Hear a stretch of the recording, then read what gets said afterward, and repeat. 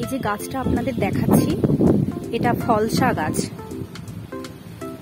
এখন গাছটা ছোট সাইজের, কিন্তু অনেক বড় হয় এই গাছগুলো। দেখুন গাছে ছোট ছোট সবুজ সবুজ ফল ধরে আছে।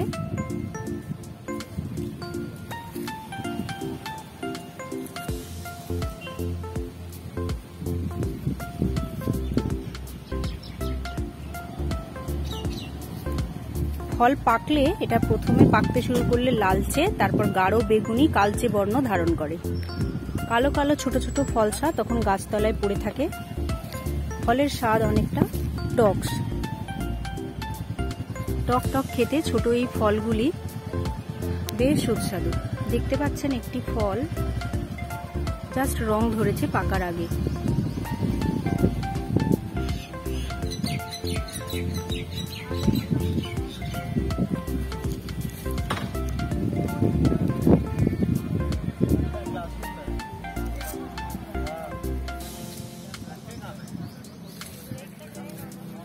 এই যে দেখুন কিরকম লালচে হয়ে আসছে ফলটা। এই ফলটা দেখুন, এই যে পড়ে গেল নিচে, মাটি থেকে কুড়োচ্ছি। দেখুন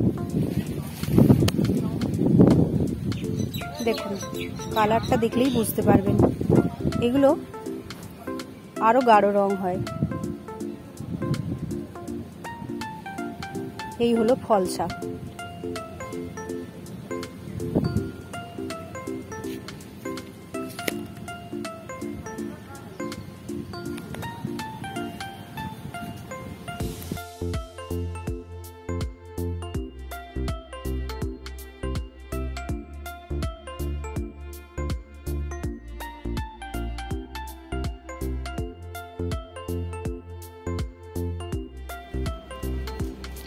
দেখুন আমার হাতে রয়েছে কাঁচা ডাসা এবং পাকা ফলসা।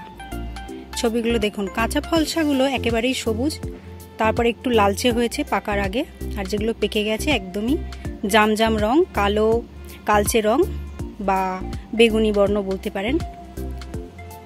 আপনাদের বলেছি একটা ছোট ফলসা গাছের পাশাপাশি একটা বড় ফলসা গাছের ছবিও দেখাচ্ছি।